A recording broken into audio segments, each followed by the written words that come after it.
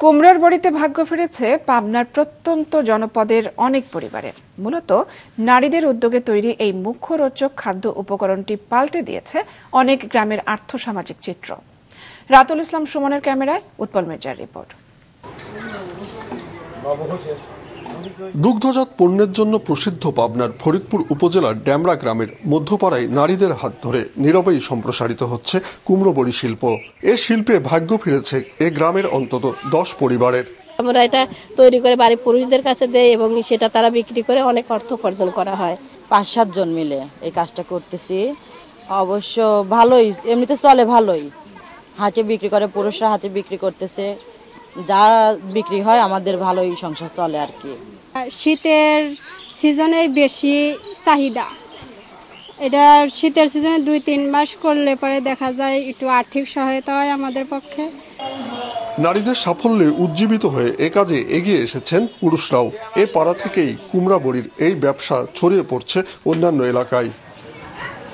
রাতে ডাল ভিজিয়ে ভোরবেলা বেটে এর সাথে চাল কুমড়া মিশিয়ে বড়ি বানিয়ে শুকাতে দেওয়া হয় বাড়ির ছাদ অথবা আঙিনায়। তবে বড়ির ব্যাপক চাহিদা থাকায় এখন ডাল বাটায় ব্যবহার করা হচ্ছে যন্ত্র। ফজর উঠি মেশিনে স্টার্ট করি, মনে করেন যে মারাই করিয়ে তখন ফেটালয়ে সবাই পরিবার মিলে ফেটালয়ে এই কুমড়ো বড়ি তৈরি করি আমরা। এটা হচ্ছে শীতের সময় তৈরি করা হয়, আর শীত ছাড়া যদি আমরা গরমের মধ্যে এগুলো তৈরি করি তাহলে খাইতে চুকা লাগে। প্রতি বছর এই গ্রামে তৈরি হচ্ছে নতুন নতুন উদ্যোক্তা। স্থানীয় চাহিদা মিটিয়ে কুমড়ো বড়ি বিক্রি হচ্ছে বিভিন্ন হাট বাজারে।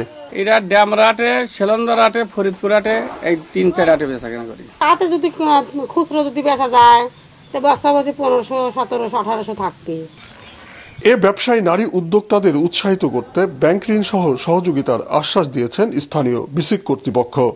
এই শিল্পকে টিকিয়ে রাখার জন্য বিসিকের তরফ থেকে এই শিল্পের সাথে জড়িত উদ্যোক্তারা যদি বিসিকের কাছে স্বল্প সুদে ঋণ সহযোগিতা চায়, আমরা বিসিকের পক্ষ থেকে তাদেরকে ঋণের সহযোগিতা করব।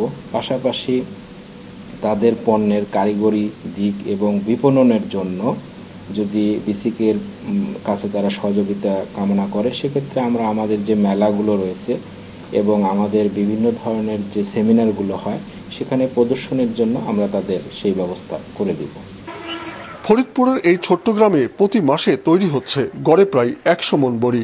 বিদেশে বাজার সৃষ্টি করা গেলে সম্ভাবনাময় এই ব্যবসা আরও সম্প্রসারিত হবে বলেই মনে করেন স্থানীয় উদ্যোক্তারা।